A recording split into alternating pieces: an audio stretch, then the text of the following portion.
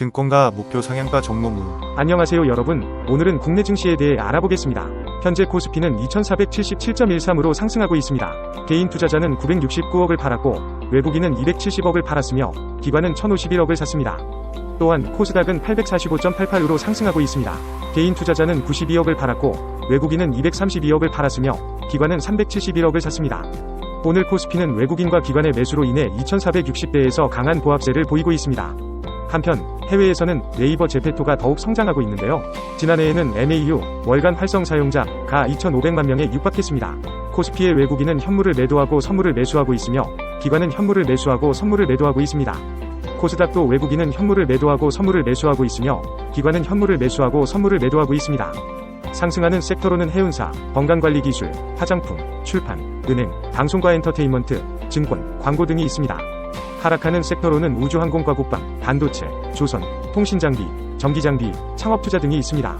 이제 중국 증시에 대해 알아보겠습니다. 상해종합지수는 2738.30으로 하락하고 있고 항생, 홍콩 지수는 15072.73으로 상승하고 있습니다. 중국에서는 애플 비전 프로 첫 주말 예약 구매량이 16에서 18만 대로 예상되고 있습니다.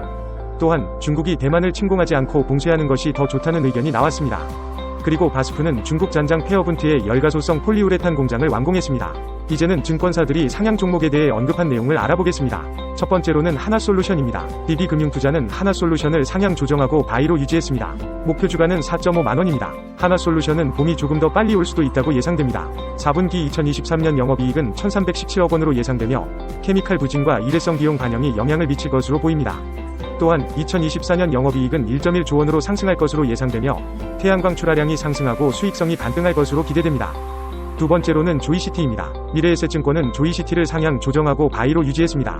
목표 주가는 4,000원입니다. 조이시티는 고대하던 신작 2종을 출시할 예정입니다. 4분기 2023년에는 컨센서스를 상회할 것으로 예상되며 투자 의견은 매수로 유지되었으며 목표 주가는 3% 상향 조정되었습니다.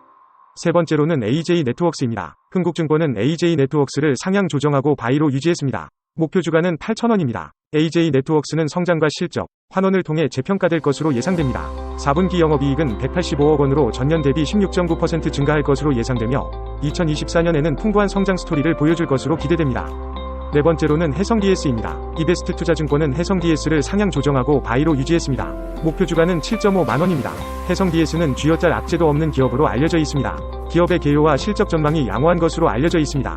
다섯 번째로는 코스메카 코리아입니다. 하나투자증권은 코스메카 코리아를 상향 조정하고 바이로 유지했습니다. 목표 주가는 6만원입니다. 코스메카 코리아는 서프라이즈의 연속으로 기대치를 상회하는 4분기 실적을 기록했습니다. 여섯 번째로는 CNC 인터내셔널입니다. 하나투자증권은 CNC 인터내셔널을 상향 조정하고 바이로 유지했습니다. 목표 주가는 8만원입니다. CNC 인터내셔널은 건강하고 지속적인 성장을 이어가고 있으며 4분기 기대치를 상회할 것으로 예상됩니다. 또한 고객 포트폴리오 확대로 스노우볼 효과를 기대할 수 있습니다. 일곱 번째로는 대덕전자입니다. 이베스트투자증권은 대덕전자를 상향 조정하고 바이로 유지했습니다. 목표 주가는 3.5만원입니다. 대덕전자는 메모리 아키텍처 변화의 핵심으로 주목받고 있으며 4분기에 대한 전망이 기대되고 있습니다. 또한 2024년 실적 전망도 매우 긍정적입니다. 마지막으로는 솔브레인입니다. 이베스트투자증권은 솔브레인을 상향 조정하고 바이로 유지했습니다. 목표 주가는 36만원입니다. 솔브레인은 반도체 소재 분야에서 대표적인 기업으로 알려져 있습니다. 실적 전망도 매우 좋으며 향후 성장이 기대됩니다. 마지막으로는 HPSP입니다. 이베스트투자증권은 HPSP를 상향 조정하고 바이로 유지했습니다. 목표 주가는 5.6만원입니다. HPSP는 2024년에도 믿음 가는 종목으로 알려져 있습니다. 4분기에 대한 전망도 기대되며 2024년에는 선단 공정 위주의 카펙스 전망이 있습니다. 1. 증시 중요 뉴스. 1. 뉴욕 증시. 다우 사상 첫 38,000 돌파. S&P 500 사상 최고 행진. 뉴욕 증시 3대 지수가 21일 이하 현지 시간 이틀째 상승 흐름을 지속. 다우 지수는 지난 주말보다 138.01p 0.36% 상승한 38,001.81. S&P 500은 10.62p 0.22% 오른 4,850.43으로 장을 마감. 나스닥은 49.32p 0.32% 오른 15,360.29로 마감. 애플은 이날 1% 넘게 오르며 시가총액 1위 자리를 회복. 2.33달러 1.22% 오른 193.89달러로 마감해 시총이 2조 9,980억 달러를 기록. 2. 반도체 독립 꿈꾸는 샘 올트먼 삼성 SK와 손잡을까? 오픈 AI 샘 올트먼 최고 경영자 CEO가 이번 주 한국을 찾을 것으로 알려지면서 국내 기업과의 AI 반도체 협력 가능성에 관심이 쏠리고 있음. 오픈 AI로서는 자금 유치와 함께 반도체 칩 생산을 위한 우분을 최대한 확보하는 게 중요한데 국내 기업으로선 잠재 파트너로 삼성전자와 SK 하이닉스가 거론.